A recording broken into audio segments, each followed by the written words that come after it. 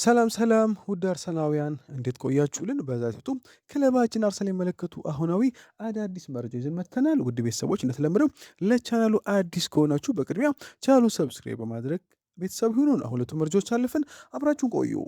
ውድ ቤተሰቦች ወደ ዜናዎቻችን ከመግባታችን በፊት አጫጭር መረጃዎችን እናሰማችሁ። አርሰናል ባልጠበቀ ሁኔታ የተረጋገጠ የፕሪሚየር ሊግ ተጫዋች በዝውውር ኢላማቸው ዝርዝር ውስጥ አካተውታል ተብሏል። ማን ይሁን?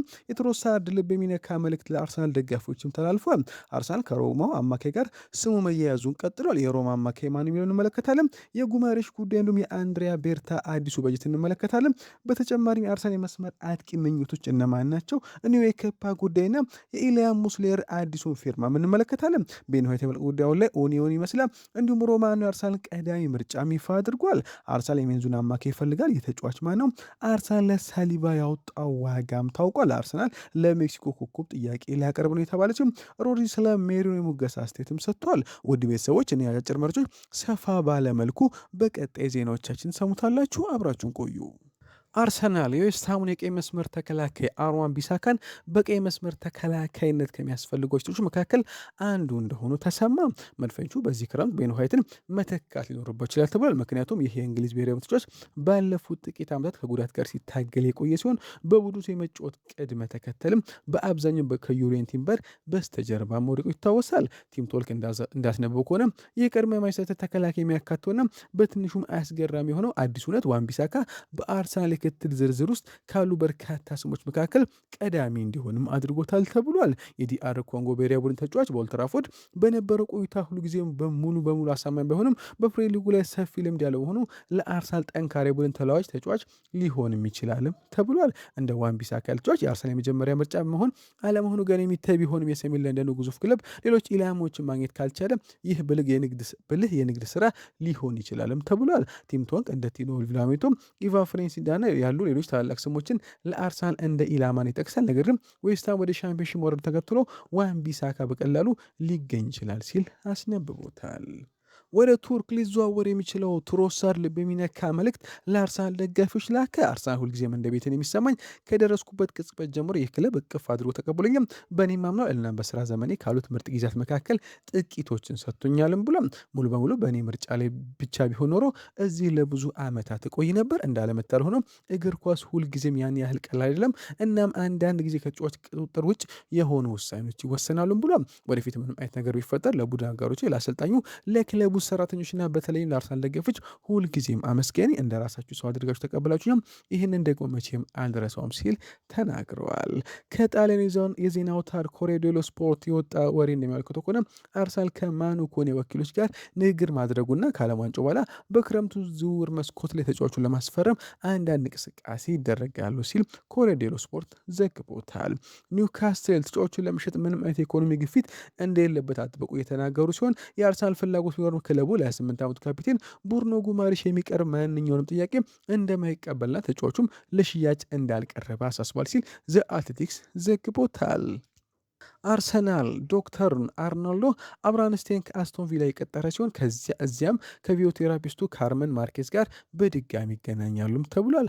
አርሰናሎች ጥንዶቹን ኢላማ ያደረጉበት ምክንያት በአሰልጣኝ ኡናይ ኤመሪ ስር አስቶን ቪላ ባለፉት 2 የውድድር ዘመናት በእንግሊዝ ክለቦች መካከል በአውሮፓ ውድድሮች ላይ ምርጡን የጉዳት መከላከል ሪከርድ ማስመዝገብ በመቻላቸውም ነው ተብሏል። የአርሰናል ስፖርቲንግ ዳይሬክተር አንድሪያ ቤርታ የፕሪሚየር ሊግ ዋንጫ ማስጠበቅ የሚችል ጠንካራ ስብስብ ለመገንባት የ250 ሚሊዮን ፓውንድ የዝውውር በጀት አላቸውም ተብሏል። አዲስ አማካይና የግራ መስመር አጥቂ በሚኬል አርቴታ የፍላጎት ዝርዝር ውስጥ ቀዳሚ ቦታ ላይ የሚገኙ ሲሆን የተከላይ ክፍል ማጠናከርም ሌላኛው ቅድሚያ የሚሰጠው ጉዳይ ነው ሲል ሚረር ፉትቦል ዘግቦታል። አርሰናል 26 ዓመቱን ግብ ጠባቂ ኤሊያ ሙስሌርን በነጻ ዝውውር ለማስፈረም ተቃርቧል። ተጫዋቹ ከሊድስ ዩናይትድ ጋር ከተለያዩ በኋላ በሰባት የውድድር ዘመናት የቆየበትን ሊድስ መልቀቋን ይፎና አርሰናል አሁን ላይ ተጫዋቹን ለማስፈረም ሙሉ በሙሉ ከስምምነት ደርሷል። ባለፈው ወደ ዘመን በነበረው ደካማ ብቃት ምክንያት በአሰልጣኝ ዳንኤል ፋርክ ስር የመሰለፍ ዕድል ያተው ቢሆንም አሁን ላይ ተጫዋቹ የአርሰናል ግብ ጠባቂ ለመሆን ከስምምነት መድረሱ ተረጋግተዋል። አርሰናል የዌስትሃሙን ክሬሴንሲዮ ሰመርቪል ሊያስፈርም ሆኖ ተሰማት። በተጨማሪም የክለብ ቡድን ክሪስቶዞሊስና የቤሪ ፈርጉሰን ጥንድ ኬሪም አሊያ ቤጉፍሊና ክርስቲያን ኮፎኔም እየገመገሙ ነው ሲል ሜል ስፖርት አስነብቦታል። ኢቨርተን የፕሪሚየር ሊጉን አሸናፊ ቤን ዋይትን ለማስፈረም ፍላጎት አለው ተባለ። አርሰናል በዚህ ክረምት ተስማሚ የሆነ የተከላካይ መስመር ተጫዋች ካገኘ ቤን ዋይትን ሊለቁም ይችላል ተብሏል። 26 ዓመቶች የሚቀርቡ የዝውውር ጥያቄዎችን ለማዳመጥ አሁን ላይ ዝግጁም ናቸው ተብሏል። ፋብሪዚዮ ሮማኖ አርሰናል በዚህ የዝውውር መስኮት ጠቃሚ የሆነ የክንፍ አጥቂ ያስፈርማል አለ። በዚህ ላይ ምንም ጥርጥር የለውም። ከሞርጋን ሮጀርስ ጋር በግል ጥቅማ ጥቅሞች ዙሪያ ስምምነትን ለመድረስ መቃረቡ የተነገረ ሲሆን ተጫዋቹ አሁንም የአርሰናል ዋነኛ ቅድሚያ የሚሰጠው ኢላማም ነው ብሏል። አስቶን ቪላ ይህን የእንግሊዝ ብሔራዊ ቡድን ተጫዋች በ130 ሚሊዮን ፓውንድ አካባቢ እንደሚገምት የተዘገበ ሲሆን በክለቦች መካከል የሚደረገው ድርድር ግን ገና ወደፊት የሚጠበቅም ነው ብሏል። ፋብሪዚዮ ሮማኖ ሲቀጥልም አርሰናል የብራድሊ ባርኮላን ብቃት ያደንቃል፣ ነገር ግን የክለቡ ቀዳሚ ምርጫ ሞርጋን ሮጀርስ ነው ብለዋል። ሮማኖ ሲቀጥል አርሰናል በሚቀጥሉት የዝውውር መስኮት ሳምንታት ውስጥ በጣም ስራ የበዛበት ሌላኛው ክለብ ይሆናልን ብሏል። መድፈኞቹ በዓለም ዋንጫው ክለብ ቡድኖ ጉማሬሽና ለሞርጋን ሮጀርስ የዝውውር ጥናቶችን ቢያደርጉም በአንጻሩ ሁኔታ ዝምተኛ የነበሩ ሰው ውድድሩ ወደ ማጠናቂያው ሲቃረብ ግን እንቅስቃሴዎችን ያፋጥናል ተብሎ ይጠበቃልን ብሏል። ኢላን ሞስሌ ወደ ክለቡ የሚያደርገውን ዝውውር ካጠናቀ በኋላ ቶሚ ሴትፎርድ በውሰት አርሰናል ይለቃልም ተብሎ ይጠበቃል። አርሰናል የእንግሊዝ ከ21 ዓመት ግብ ጠባቂ እድገቱን ለመቀጠል መደበኛ የዋና ቡድን ተሰላፊነት እንደሚያስፈልገው የሚያምን ሲሆን የሙስሌር መምጣት ያንን እድል ይፈጥርለታል። ግብ ጠባቂውም በዚህ ክረምት ይለቃልም ተብለዋል። አርሰናል የሜንዙን አማካይ ከሹሳኖ በ2026 ዓለም ዋንጫ ለጃፓን ባሳየው ብቃት በመደነቁ እሱን ለማስፈረም ፍላጎት እንዳላቸው ተዘግበዋል። ማንቸስተር ሊቨርፑል ፍላጎት እንዳላቸው የተነገረ ሲሆን ሊቨርፑል ከተጫዋቹ ወኪሎች ጋር ቀደም ብሎ ንግግር አድርጓልም ተብሏል። ሜንዝ የ25 ዓመት ተጫዋች እስከ 52 ሚሊዮን ፓውንድ እንደሚገምተውም ተገልጿል። የአርሰናል የቅድመ ውድድር ዘመን ዝግጅት በሚቀጥለው ሳምንት በማርቢያ የሚደረግ የአካል ብቃት ካምፕ የሚጀመር ሲሆን ከዚያ በኋላ ቡድኑ በይፋ ጁላይ 1 ወደ ለንደን ኮሎኒ ይመለሳልም ተብሏል። ቤን ዋይትና ዩሪየን ቲምበር ጨምሮ በርካታ የዋናው ቡድን ተጫዋች ተሳታፊ ነው ተብሎ የሚጠበቅ ሲሆን ሚኬል አርቴታ ከአዲሱ የሕክምናና የአፍሳሰን ቡድን ጋር በመሆን 2026/27 የውድድር ዘመን ዝግጅቱን ይጀምራልም ተብሏል። አርሰናል የክለብ የክለባች ተጫዋች አሁንም በዓለም ዋንጫ ላይ በመሳተፍ ላይ መሆናቸው ብዙዎቹ ዓለም አቀፍ ተጫዋች በክረምቱ መገባደጃ ላይ ይመለሳሉ ተብለዋል። የቀድሞ አርሰናል አካዳሚ ዳይሬክተር ፔር ሜርቴሳከር የጀርመን እግር ኳስ ማህበር አዲስ የስፖርቲንግ ማኔጂንግ ዳይሬክተር ለመሆን ከኦሊሲ ሆነስ ጋር ድጋፍ አግኝቷልም ተብሏል። ሆነስም እንዲህ ሲል ይናገራል። ፔር ሜርቴሳከር የሚናገረው ነገር ሁሉ ቁም ነገር አለው። በአርሰናል 8 ዓመታት ከቆየ ብቁ መሆን አለብህ። አሁን እኛ የምንፈልገው በትክክል ያንን ነው ብለዋል። ሚኬል ሜሪኖ ከጥቂት ወራት በፊት እዚህ መገኘት የማይታሰብ ነበር ሲል ተናገር። አሁን ግን ቀደም ሲል እንደተናገሩት በከፍተኛ ደረጃ ላይ ይገኛለሁ። በስራ ዘመኔ ካሉት አስደሳች ጊዜያታት አንዱን እያጣጣምኩ ነው። አሁን ያን ሁሉ መጥፎ ጊዜያት የደገፉኝን ሰዎች ሁሉ እና እኔ ራሴ እዚህ ይገኛለሁ ብዬ ለማመን በተቸገርኩት ጊዜ እንኳን ወደፊት የገፉኝን ሰዎች ሁሉ አስታውሳለሁ። እያንዳንዱ የልፋት ቀንና ያን የጥርጣሬ ቅጽበት ዋጋ አለው። አሁን ሁሉም ነገር ትርጉም ሰጥቶኛልም ብለዋል። አርሰናል የግብ ጠባቂውን ኤልያን ሙስሌን ዝውውር ከሊድስ ዩናይትድ በነፃ አርሰናል የግብ ጠባቂ ኤልያን ሙስሌር ዝውውር ማጠናቀቁ ተሰማ።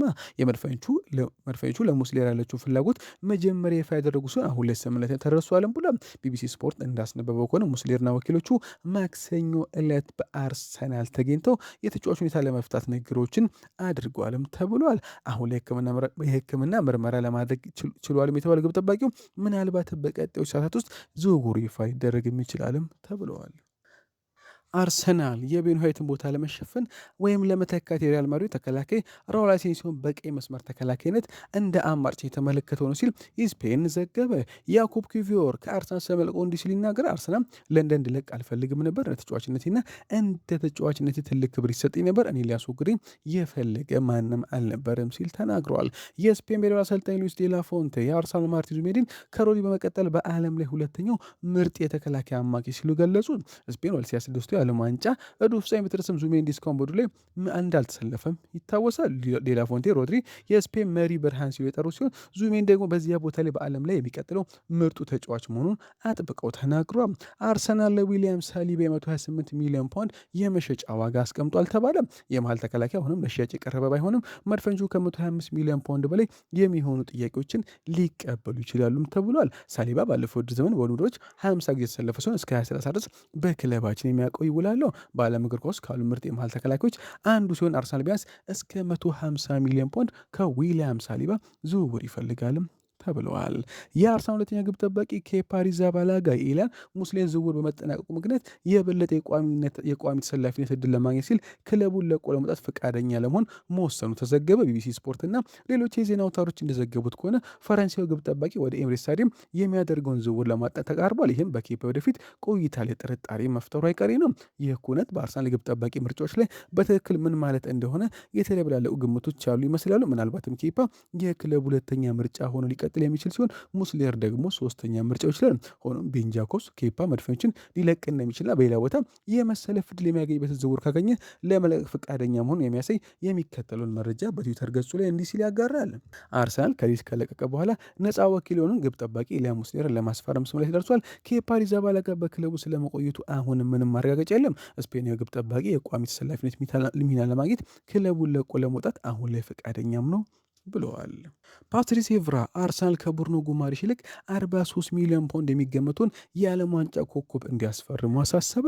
የቀድሞ ዩናይትድ ተከላካይ ፓትሪስ ኤቭራ ሚኬል አርቴታ ለፈረንሳዊ አማካይ ማኑ ኮኔ ጥያቄ የሚያቀርብ ከሆነ ተጫዋቹ በአርሰናል ቤት ደምቆ ለመታየት የሚያስፈልጉት መሳሪያዎች በሙሉ እንዳሉት ያምናል። መድፈኞቹ በሚቀጥለው ዘመን የፕሪሚየር ሊግ ዋንጫቸውን ለማስጠበቅ በሚዘጋጁበት በዚህ ወቅት በመሀል አማካይ ክፍላቸው ላይ ያሉትን አማሮች ማጠናከር ግልጽ ቅድሚያ የሚሰጡ ጉዳይ አድርገውታል። ማቲያስ ፈርናንዴዝ እና ሳንድሮ ቶናሊ ሁለቱም ወደ ኤምሬትስ ስታዲየም ከሚደረግ ዝውውር ጋር ስማቸው ተያይዞ የነበር ቢሆንም ጥንዶቹ በምትኩ ቶተንሃምን ለመቀላቀል መወሰናቸው ይታወሳል። አርሰናል ቡርኖ ጉማሬሽንም የማስፈረም ፍላጎት እንዳለ የተነገረ ሲሆን ኒውካስል ዩናይትድ ለቡድኑ ካፒቴን የቀረበለትን የ55 ሚሊዮን ፓውንድ ጥያቄ ውድቅ ማድረጉን ተከትሎ የሰሜን ለንደኑ ክለብ በሁለተኛ ጥያቄ ይመልሳል ተብሎ ይጠበቃል። ነገር ግን የቀድሞ ዩናይትድ ተከላካይ ፓትሪስ ኤቭራ መድፈኞቹ በምትኩ ፈረንሳይን ወደ ዓለም ዋንጫ ሩብ ፍጻሜ እንድትደርስ ከፍተኛ እገዛ ያደረጉን ማኑ ኮኔ ኢላማ ማድረግ እንዳለባቸውም ያምናል። ከዓለም ዋንጫው ፊት በጣሊያን የወጡ ዘገባዎች እንደሚያመለክቱት ከሆነ አርሰናል ከኮኔ ጋር በግል ጥቅማ ጥቅሞች ዙሪያ አስቀድሞ ስምምነት የደረሰ ሲሆን ሮማ ለተጫዋቹ ቢያንስ እስከ 50 ሚሊዮን ዩሮ ይጠይቃልም ተብሏል። ምንም እንኳን የሮማ ዝውውር ዋጋ ጥያቄ ተጫዋቹ የቅርብ ጊዜ ድንቅ ብቃት በኋላም ሊጨምር ቢችልም ኤቭራ ግን ኮኔ ለእንግሊዙ ከፍተኛ ሊግ ፍጹም ተስማሚ እንደሆነ ያምናል። ኤቭራ ለስታክ በሰጠው አስተያየት የማኑ ኮኔ ያጨዋወት ዘይቤ ለፕሪሚየር ሊጉ የሆነ ጉልበት አለው፣ ኳስ ይዞ ይገፋል፣ የአየርና የምድር ፍልሚያዎችን ይወዳል፣ እንዲሁም ለቡድኑ ይሰራል።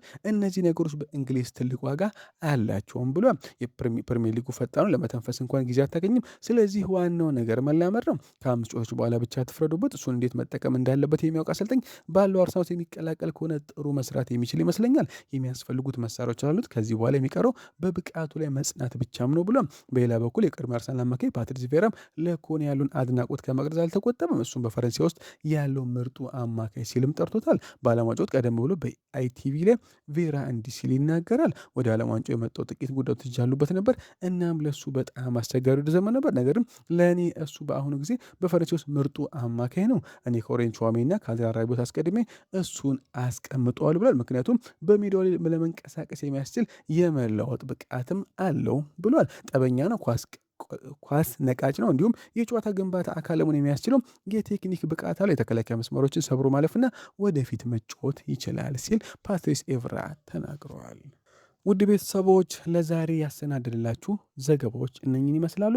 መልካም ቀን። ነገር ግን አንድ ጥያቄ ጠይቀናችሁ እንለያይ። ውድ ቤተሰቦች ክለባችን አርሰናል አሁን ላይ ዝውውሮችን እያደረገ አይገኝም። የአርሰናል ስፖርቲንግ ዳይሬክተር አንድሪያ ቤርታ አሁንም ስራውን በዝምታ እየሰራ ይገኛል። እናንተስ ውድ ቤተሰቦች እንደ ቀድሞ በፍጥነት የሚሰሩ ዝውውሮች ትፈልጋላችሁ? ረጋ ብሎ የሚሰራ የሚያልቅ ዝውውር ትፈልጋላችሁ? ምላሻችሁን አስቀምጡልን።